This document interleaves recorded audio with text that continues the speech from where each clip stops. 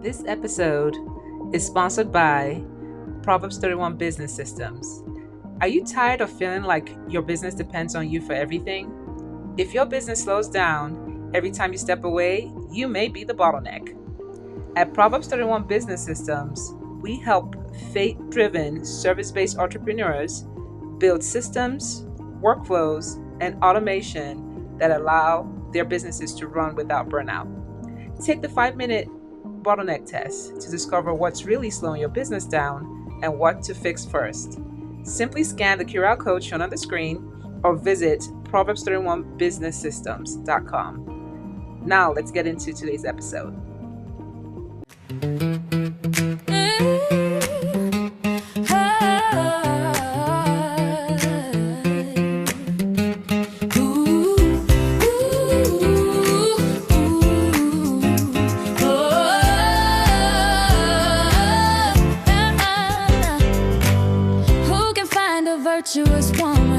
Worth more than gold. She doesn't. Hello and welcome to another episode of Becoming the Proverbs 31 podcast. My name is Shoma Kende, also known as Special Agent Chi, your host. And on today's show, we have Nakeia Burrell. She is a CPA, realtor, author, and executive leader based in Tyler, Texas.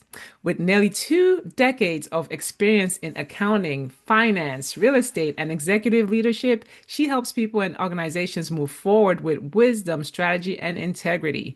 Through her work, she is passionate about faith, leadership, financial stewardship, real estate, and encouraging others to walk confidently in their calling while building with purpose. And she recently was named the influential women by the influential women's group. So welcome to the show, Nakeia Burrell. Welcome to the show. Oh, well, thank you so much for having me and for such a lovely introduction. And I'm extremely excited to be here with you. And I love the purpose of you and this podcast and the mission of, us being that modern Proverbs 31 woman. I don't take that lightly. So I'm excited to be here. Oh, thank you. Thanks so much for being on the show.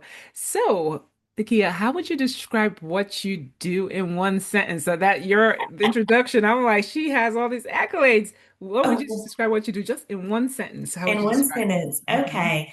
I think the way I would best describe that is a connector, um, whether that's in business, in relationships, personally, in the business world, and all based in faith. So I think I would describe myself as connecting all of that together, and hopefully helping connect people together in those aspects.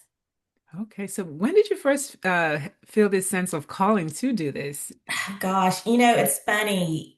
When you look back, it probably was always in the making, but you don't really know that until you've got some um, mileage on the car, so to speak. And we are blessed to get and wiser, you can look back and see. But I was very, very fortunate to grow up in the church and just and to know even at early on that God was the director of everything. Even when I didn't, again, as you're a child, you don't necessarily know all the things, but I knew that that was the driving force, even with that childlike faith, and that I knew that. And I always would give speeches in church, and they were probably a little wise beyond my years at that time. And I can remember hearing my pastor at the time, saying, "Oh my gosh, when you grow up, you're gonna, do X, Y, Z," and so I think that's probably when it started, even though I didn't necessarily know that. Wow. So it was like, I guess you're being groomed in that role, being on Yes, stage and like that leadership role. It looks like you were being groomed of because you just never know like how that, like it feels so natural to you. And then exactly. it's like God is just, you're just growing in your gift. So you shared that listeners do not have to compromise their faith Mhm. to build success in business or leadership. What is that message? What it personally mean to you? Yeah, so I literally, I'm hitting my 20-year mark in the accounting profession. And so, you know, I've had a multitude of situations where, sometimes, especially when you're dealing with complicated financial transactions, business deals, certain things that we have to comply with by, policy regulation, there's sometimes it's not what we necessarily want to communicate, and it's not always necessarily revealed, but received. And so I've always just learned that treating people the way you want to be treated, which is paramount, to us as women of faith, and honestly, and just being honest. And sometimes that may or may not be pleasant communications as far as what the information is that you're having to explain to someone. And again, as I said, when you're dealing with, you know, large volumes of information and costly decisions, based off of that information. Sometimes, personalities can go personal, excuse me, and those moments can be tense. But what I have learned is to truly just yes, that is business, but you don't have to compromise your faith in those events. I have a job to do, but I also work for a higher power than what I'm dealing with in my day-to-day work. And so thankfully, I've always been able, and what I find too is I truly believe most people want to do a good job. And sometimes the way we get to where we need to get to, and depending on certain circumstances or communications, but if we just all remember that, treat people the way you want to be treated, knowing that there is a common goal, we may look at it differently. There may be different ways to get there. But if we can kind of take the heated moments out of it and just remain true to yourself and your faith, I think I've been fortunate, but it always works itself out. It always does. And I mean that's so true. I guess your foundation usually is your faith in God is usually that foundation. So it's like no matter what, and I can't even imagine, and especially with the accounting stuff that has to do with money, it's so easy to Yeah. compromise. Yeah. Just Yeah. being People in can get that a little space. personal when you talk about the Yeah. money. Yes. So it's just even tough, to, stay, stay, should I say, stay, not compromising, I guess, in that Exactly. situation. So what has God taught you through like just stepping into leadership at such a young age? You mentioned that. Like, what has God taught you in that? Yeah. So I think I was probably 20, not to age myself, but that's okay. I was probably 24 when I was leading teams. And in some cases, they were double my age or more. So that matures you very quickly. And it definitely magnified my prayer life, is what I would say. And just knowing, kind of back to what I said just a moment ago, that I believe that at the root, most people want to do a good job. And so whatever that job, is at hand. And so what it taught me was to treat people with respect. I definitely had some challenges to work through, and especially as, you're learning, you're young and, tasked with leading people. I learned very early, again, treat people the way you want to be treated. And, know that we all have a common cause. And, and if we can all focus on that, we'll get there. Hmm. Yeah. So what has some, I guess, leadership lessons from your book? So I know you have a book. Yes. What's the name of your book Yes, it's again? Leading with Faith, Okay. Unveiling Daniel's Path to Success and Everlasting Impact. So it's written based off the book of Daniel, and that was a one of many, but constantly a go-to source, especially in the workplace when you're dealing with different things, difficult circumstances, challenging people, and whatever. That was always where I could go to find comfort, find answers, just like always. And so, what it's taught me is the way that Daniel led, kind of parallel to me again, or I should say I parallel to him. He was very young, tasked with leading in complicated situations. And, and I think that gave me a sense of comfort and, honestly, a resource to just go to, and to tap into my faith as I was going through certain things in my career. And so that's just always, and so that's what led me to the book. Honestly, looking back, it's ironic. I actually had the outline to the book in my Bible with just notes that I would write as I was going through different seasons and challenges. And then years later, it became the book. So it's a little kind of a full circle moment. Wow. No, and Daniel, I mean that's a good one because you know Daniel, like being young, and not only that, he was in a different country where they didn't really Yeah, worship God in that true. aspect. So that's actually a good example where he was rooted, like regardless of what happened, like he was not bending the knee, especially He did even when not they would say compromise. yes, yes. So that's a good one in terms of just Exactly. with Daniel of just the example because I know when they had him, they had done like I think a law that said they had to pray to the king at one Hmm. time, and Hmm. he refused, and he even did that in public. He was like, "I'm gonna pray the time windows open, Like, here you go. This everything." is what I'm Yes, doing. yes, I'm gonna pray. So that's such a good example of because he was a leader. You, He he was a truly leader. was. He And was a leader. those that I have worked with and for over the years in various capacities, I actually have this in the book as it's a personal quote, and I've said it a gazillion times. It's just a personal slogan that I don't even know how I came up with it, but I did. So obviously in various circumstances, and I'm like, okay, well, I'm not going to jail or hell for anybody, and that's just and it has served me well for 20 years and counting. Yes.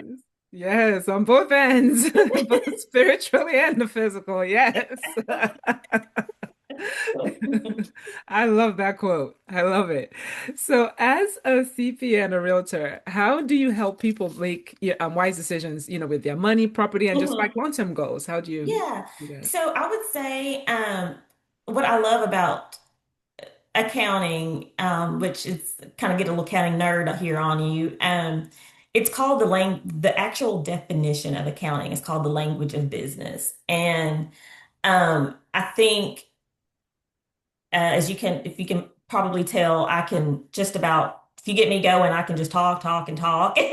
And what I love about it is accounting is something that we all typically have an idea of, we know it's dealing with money, we know it's dealing with the books and things like that. But when you actually have to break it down to people and say, okay, this is how this is impacting your business. This is, these are some things that we're seeing, these are some things that, and explain it to them, it is almost like, as the definition says, a new language to them. And you're helping them see in a way that truly relates to them and their situation. And I think that's the beauty of the accounting profession that I've been fortunate enough to be in for a while now. And then as I translate that into real estate, it's very similar because again, you're helping someone purchase their home, sell their home. Maybe they're looking at investment properties, whatever the case may be.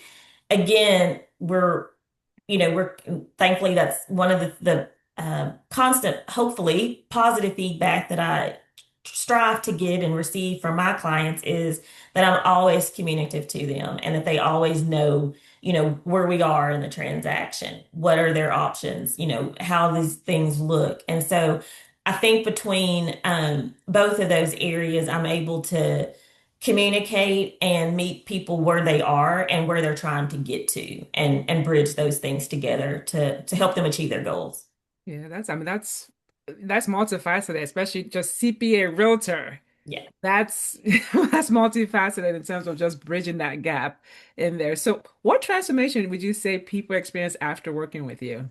Oh gosh. It's so funny. I hear from clients all the time and they blessed me and not even, of course we're in business and we want to have a successful business outcome, but just the relationships, I get to see their businesses have grown. They've expanded this. They've gotten, they've got new employees coming in. They're growing, they're expanding. That's so exciting to be a part or to just know that I had some hopefully helpful input there. And then in real estate, it's the same.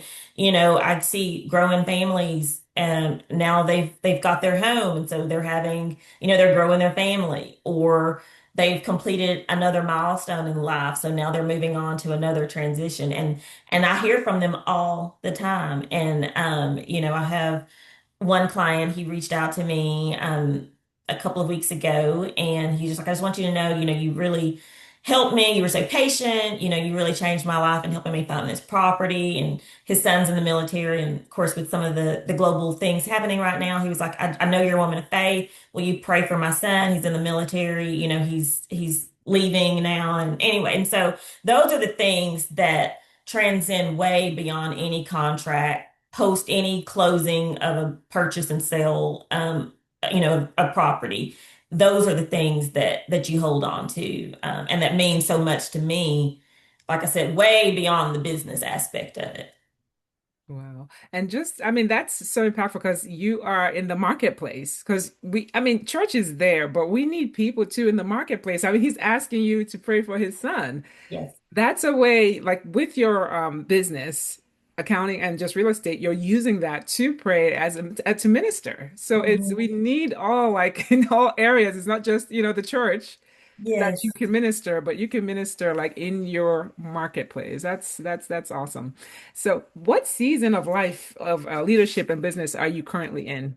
Yeah. So I think now, I think the season that I would say is um, still a season of growth, and not just for me, but organically. I have a lot of younger professionals coming up and they reach out to me for advice. And so I really enjoy that mentorship. I was blessed to have, great mentors pour into me. And so I try to give that back. That's I believe that's the common body, Mhm. is to help give back. And so I think that's probably where I am hoping as well.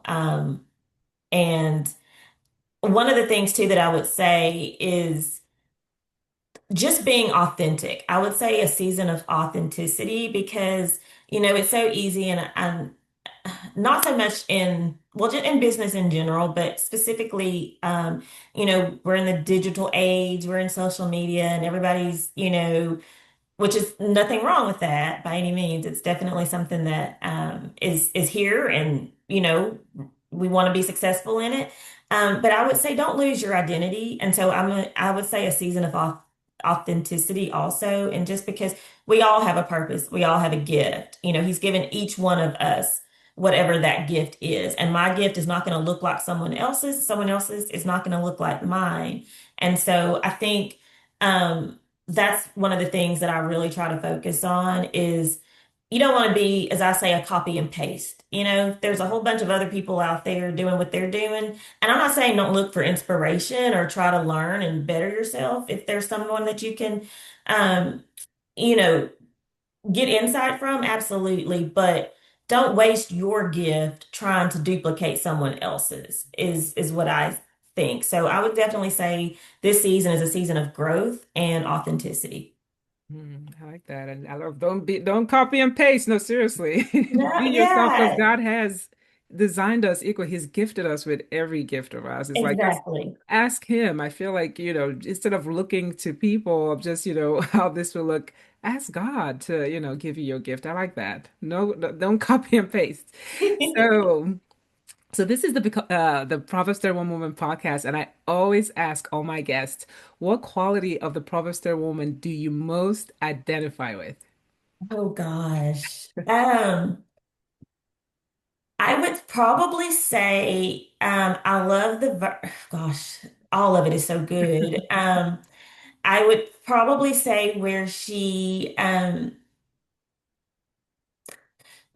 and I'm paraphrasing it, but where she considered her vineyards and so I kind of apply that to she was a businesswoman, basically, is where, she made it happen. She knew her assets. She was striving to get more. She was savvy in a business aspect. She had a very high business acumen, you could tell, and she was successful. So I think that's probably where I correlate to, and she used that to help others. It wasn't just about her, just making a profit. It was, yes, for her to be successful so that she could help her family, so she could have more to give to the kingdom of God. Her purpose, she was being a success so that she could be a success to others. And so that's where I would say that's probably what resonates the most with me.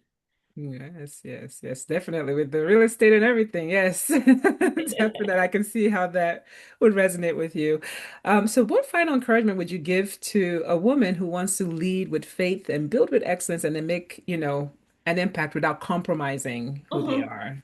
Yeah, and that's a great question. I'm kind of looking back what I wish I would have heard maybe 20 years ago. So I would say don't feel like you're in a race, because it's going to happen as it should. And so um, know who you are, learn who you are, give yourself grace to get the experience that you need and to just grow personally and professionally, collectively. And so don't compare yourself to somebody who's got 20 years of experience, if you are just graduating college or starting out in your career or whatever the case, because all of our paths are different. So just focus on where you are and, yes, definitely have um a vision of where you're trying to get to, but don't beat yourself up on why hasn't this happened or when can I get to here? Just allow yourself the grace to get there and do the work and God will do the rest. And so I think that's the advice that I would give. And kind of piggybacking off of what I said a moment ago, and be yourself. You don't have to duplicate what someone else is doing. Your work will speak for itself, is what I've always believed, and tried to aspire to. You don't always have to be the loudest or the biggest cheerleader. Your work will speak for itself, and your light will shine through. And so just treat people the way you'd want to be treated, and let God do the rest. Nice. Nice. So how can people connect with you? Do you have any offers, anything? How can people connect with you? Yes. Okay. So I have for real estate, they can go to my real estate website. I'm with eXp Brokerage, and so that's nakeiaburrell.exprealty.com. If they want to find my book, it's on Amazon, and that's Leading with Faith. And if they want to see me on Instagram, my handle there is nakeia.texasrealestate. And let's see. Also on my book web, I have a nakeiaburrell.com. That kind of keeps you current on current books and future publications that'll be coming. Okay, and I'll have all this in the description that once your episode drops, all of this information will be on there. Thanks so much, Nakeia, for being on the show. Thank This has you. been very insightful, just the multifaceted stuff that you do with real estate and just with accounting and with money and just leadership has just been an amazing story that you have just shown. I really appreciate you being on the show. Thank you Thank you so so much. much. Thank you. I You're appreciate the opportunity, and I love this message of, again, what you're doing and giving me the opportunity to share and be a part of the Proverbs 31 Woman podcast. So thank you for all that you're doing. Thank you. Thank you so much. So, folks, if you enjoyed this episode with conversations that I had just with Nakeia, please share, subscribe, and like this. I see a bunch of views, but we need our viewers. If you could just do me a favor and just click that subscribe button so that way we can have more episodes like this to enjoy and discussions to talk about this. So really appreciate you being on the show. And that, folks, is another episode of Becoming the Proverbs 31 Woman podcast. My name is Shama Kende, also known as Special Agent Chi. And until next time, stay blessed. Bye, everyone. Bye bye. Proverbs 31.